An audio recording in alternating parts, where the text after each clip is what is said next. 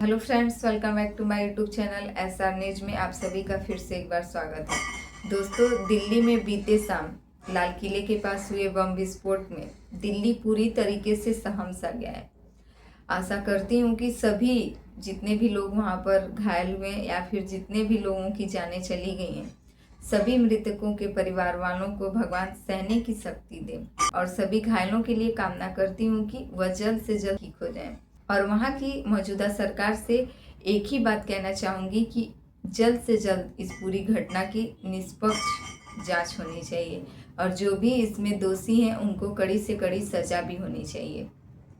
दिल्ली जिस तरीके से सिहम सा गया है, रात भर दिल्ली की जनता की आंखों में शायद ही नींद आई होगी, लेकिन जो वहाँ का शासन प्रशासन था, अब पता नहीं किसकी चूक की वजह से इतनी बड़ी घटना को वहाँ पर अंजाम दिया गया।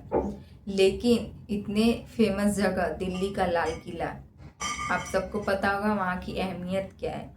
क्या वहाँ की सुरक्षा चाक चौबंद ऐसी थी कि वहाँ पर इतनी बड़ी घटना को अंजाम दिया जा सकता था?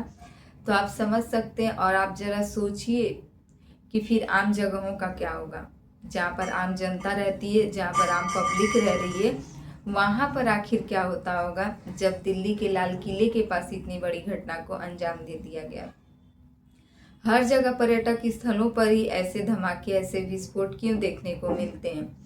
क्या वहाँ पर किस प्रकार से जो वहाँ की व्यवस्थाएं थी वो आखिर कैसी थी कि वहाँ पर इतनी बड़ी घटना को अंजाम दे दिया गया और किसी को खबर तक नहीं? अक्सर घटना होने के बाद ही उस जगह को सुरक्षित क्यों किया जाता है और अक्सर इतनी बड़ी घटना घटने के बाद ही वह जगह सबके शासन प्रशासन या फिर सरकार की नज़रों में क्यों आता है कि यहाँ की चाक चौबंद बढ़ानी चाहिए, यहाँ की सुरक्षा व्यवस्था बढ़ानी चाहिए। इससे पहले पहलगाम हमला भी आप सबको याद होगा, 28 लोगों की जानें चली गई थी। बदला लेने के लिए हमारे देश के प्रधानमंत्री नरेंद्र मोदी ने ऑपरेशन सिंदूर तक करवाया, लेकिन उसका भी सीज फायर कर दिया गया। आखिरकार क्यों?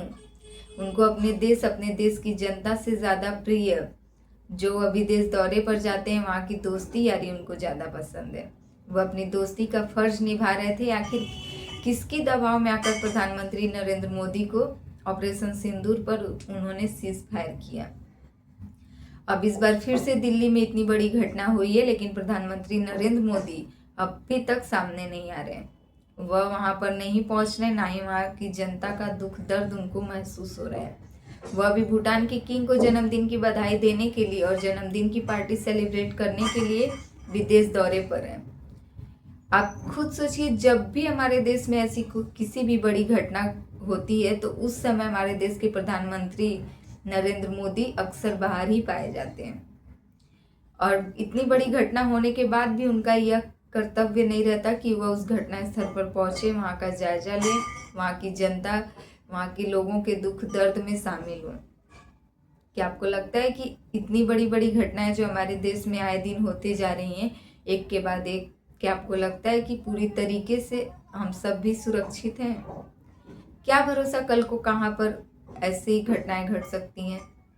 और हमारे देश के प्रधानमंत्री, यहाँ तक कि जो गृह मंत्री हैं अमित शाह, यह तो अक्सर देखे जाएंगे कि जब घटना घट जाता है उसके बाद ये केवल पहुँचते हैं अस्पताल और सभी घायलों का ही यह पहुंच जाते हैं, घायलों से ही उनके बारे में बातचीत करने के लिए, घायलों से भेंट मुलाकात करने के लिए।